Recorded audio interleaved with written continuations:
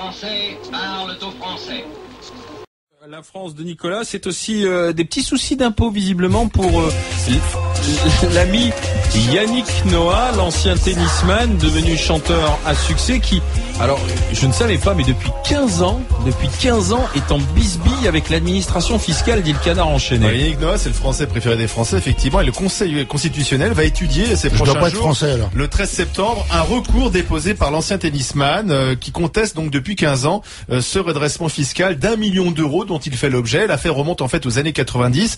À l'époque, Noah était domicilié en Suisse, en 93 et 94 précisément, et l'enquête du fisc conclut que Noah, à l'époque capitaine de l'équipe de France de tennis et chanteur, a davantage séjourné en France qu'en Suisse durant ces 2 années. Il est donc considéré comme résident fiscal français. Au total, Noah donc se voit contraint de payer les impôts français qu'il doit, et c'est plus d'1 million d'euros. Et donc il y a une bisbille et qui devrait être demander à Christine Lagarde s'il serait pas bien de faire un tribunal privé pour régler cette affaire. Tu sais ce qu'a fait l'avocat de Yannick Noah? Il a soulevé la question prioritaire constitutionnelle. Quelle est la règle quand on est domicilié à l'étranger? C'est qu'on est censé passer la moitié de l'année, c'est-à-dire 182 jours plus un jour, autrement dit 183 jours. Ça fait beaucoup, il est relativement aisé de prouver à travers la consommation électrique et surtout les retraits et puis les billets d'avion que quelqu'un et finalement plus de temps en France que ça. Et donc on est probablement sur une enquête relativement basique du fisc qui est faite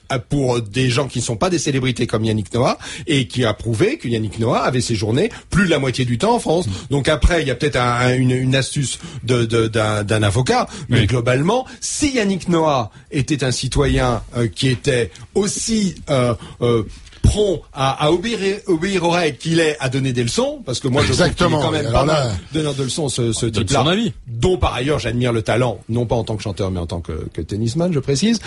Il devrait dire voilà, 1 million d'euros, je les paye, j'ai fait une connerie, peut-être qu'à 1 ou 2 journées près, j'ai séjourné plus de l'harmonisation fiscale. C'est-à-dire que si on en est à calculer à un jour près si t'étais en Suisse, en France, ça fait dire. Non mais ce qui est impressionnant quand même, c'est le comportement des Français quand même, où on va, c'est le Français préféré des Français.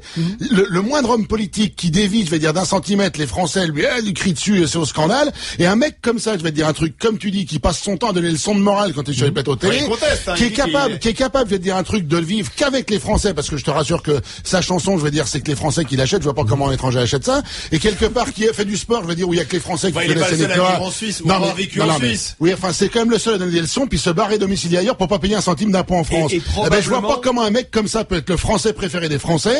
Donc, messieurs les Français, révisez vos jugements, sincèrement. Parce qu'il a du crédit. Je parle pas en termes monétaires. Il a du crédit en termes de notoriété. Tout à fait, oui. Il a été un héros, quand même. Pour moi, il n'en a aucun, quoi. Si ce n'est que, voilà, il a gagné Roland Garros une fois et c'est tout, ça s'arrête là.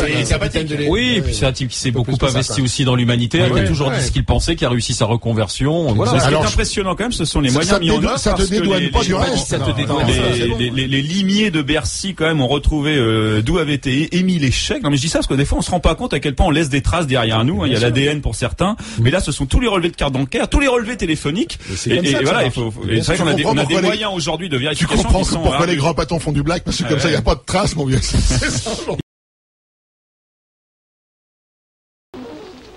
Veuillez écouter tout d'abord quelques messages personnels.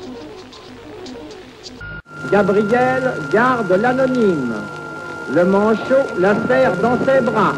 Nous disons, le manchot la serre dans ses bras 2 fois. Le fantôme n'est pas bavard.